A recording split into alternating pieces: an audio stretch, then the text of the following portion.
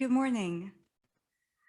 I'm delighted to be a part of this important gathering that brings together women from different backgrounds and different walks of life, who will generously share with us their diverse experiences from which we can draw and learn. It's a perfect opportunity to create a community of action, a women coalition, our own unique spirit. We are all here because we believe that when one woman thrives, we all thrive. And when one woman hurts, all hurt. Gender equality is a cause that I believe in. I also believe that women's participation in politics, economy, social affairs is not a luxury, but a necessity. It's a necessity for building a balanced future. This forum is a great representative of the intersectionality that ensures that women are active participants in the dialogue that will lead to building a culture that is diverse and inclusive. There is an urgent need to frame our discussions today so we get the best out of them, setting our minds for an action-driven agenda. And to do so, I suggest that we shift the conversation from obstacles to opportunities, looking beyond the limitations of stereotyping. I also propose that we limit talking about what we have achieved and focus on what is yet to be achieved, to accept our differences and go beyond them, to focus on the commonalities that brings us together, to respect our multiple identities, one of which is being a woman among other women with shared fears, challenges, and aspirations. Only then we will believe in our ability to create a better future for us and for our communities. As an academic, I focused on scholarship and research, attempting to understand the present unjust scene that is imposed on women through in-depth studies of what led us here, whether it was gendered orientation, colonial rhetoric that was reductionist and essentialist when it came to Arab or Muslim women. However, Arab women since then have proved to be a force of power and determination, and many decades have passed with gains that have been earned because of the fight of these women across the borders, where a gain in one nation created an opportunity for women in other nations.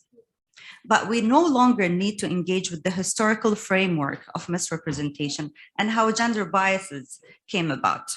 However, the recent setback we have witnessed in rights and freedoms around the world have impacted different societies differently.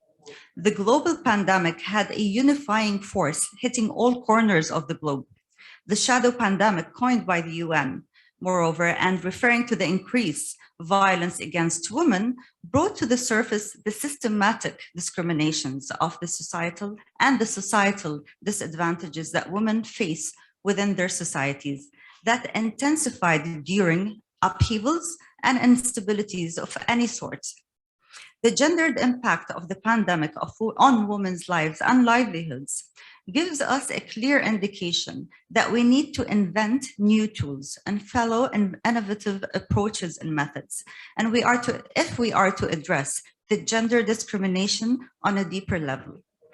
How are we to approach this sensitive yet important mission of mainstreaming gender equality so it becomes in every agenda and on every action plan?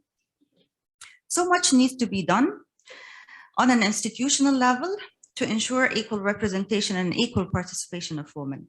And so much needs to be done on a legal level to guarantee the safety of women.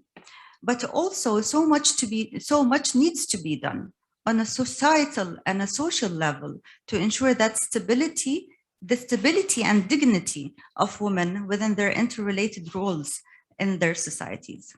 And here comes the destructive role of the social norms in patriarchal societies that are gender discriminatory. These discriminatory social norms perpetuate women's inferiority and passes it basically down to the different generations and to different sectors of the population. Social norms are the hardest to change because they are the accumulation of inherited beliefs that build long-lasting attitudes. Patriarchal gendered norms impact men and women equally. They glorify unhealthy forms of masculinity and vilify women who dare to challenge them and pose these women as a threat to the traditional structures they built and ever since strove to protect. I would like to share with you some of the recommendations that came out of the Generation Equality Forum that was held in Mexico City in March 2021.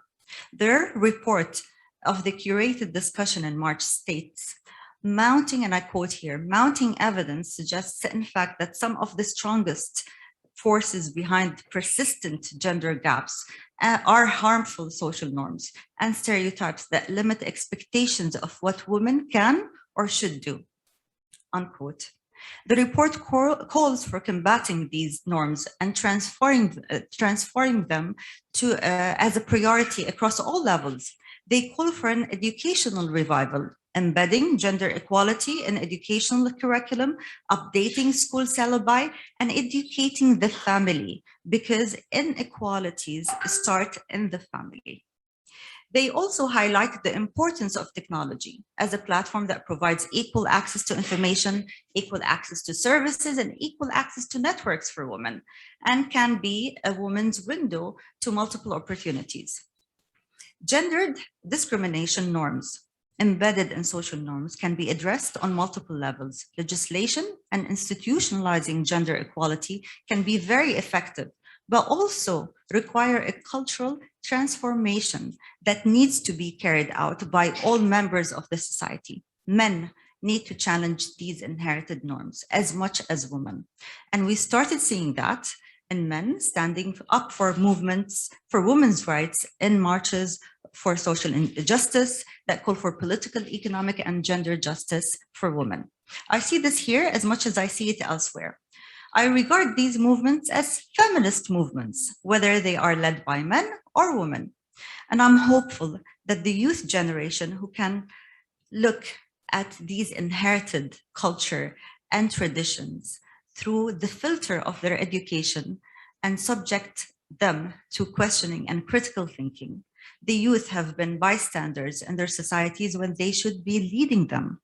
And I believe they are more than capable of creating their own realities and their own ways of advocacy that will lead us to a just future where men and women will shape the culture for both of them to thrive. So let's give the youth a chance. They are the most untapped resource we have.